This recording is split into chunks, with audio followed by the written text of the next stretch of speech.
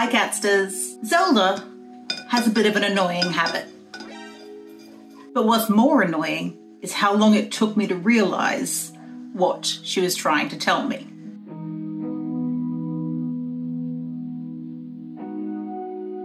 So every time she has a drink, she has to do this little digging first.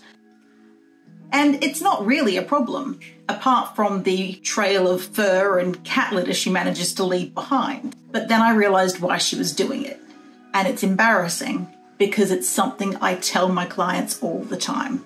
It all comes down to her wild ancestry.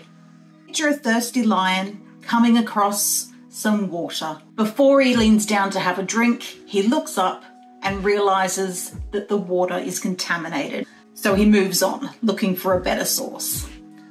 Fortunately, he comes across a flowing river.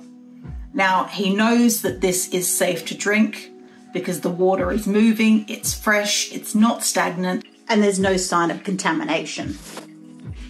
So, how is this relating to Zelda and her habit of digging at the water bowl? When people ask me what's the best way to make sure their cat's drinking plenty of water, I advise them about 5 factors. The bowl should be somewhere that has a nice clear view so that they're not feeling like they're going to be cornered, they're not going to be snuck up on. It should be in a fairly quiet location. It doesn't have to be hidden away in a dark corner, but somewhere that's not a high traffic area and somewhere they'll be able to have a proper drink in peace. You want your water bowl to be made from the right material. Plastic isn't a great one because it tends to get slimy too quickly and it doesn't stay cool for as long. Stainless steel or ceramic are definitely your best materials when it comes to choosing a water bowl. And some cats will have certain preferences. So if your cat doesn't like drinking out of one, it's worth trying the other. Another big one is the proximity to their food and their litter box. You want their water bowls to be near these locations for convenience, but certainly not close enough that it's going to be contaminated by one or the other. And this is another thing that comes back to that wild ancestry. A lion won't drink from a water source if there's a carcass in the water, because that's a huge risk of contamination. And that similar principle applies to your cat if the water bowl is right beside their food bowl. That's a red flag for contamination, and they're going to prefer to find water that's a little bit of a distance away. And that could just be a few feet. It doesn't have to be in the next room.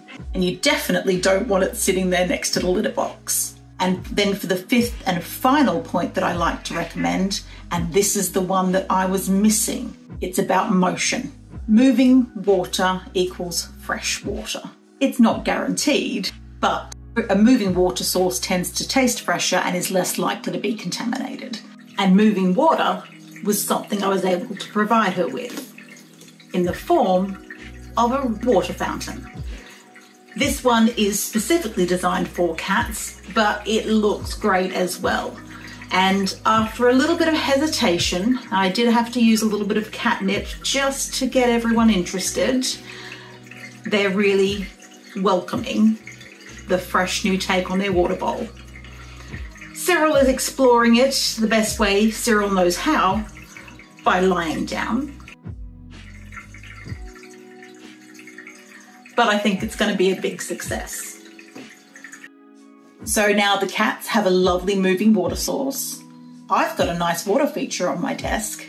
There's only one problem. The sound of it kind of makes me need to pee.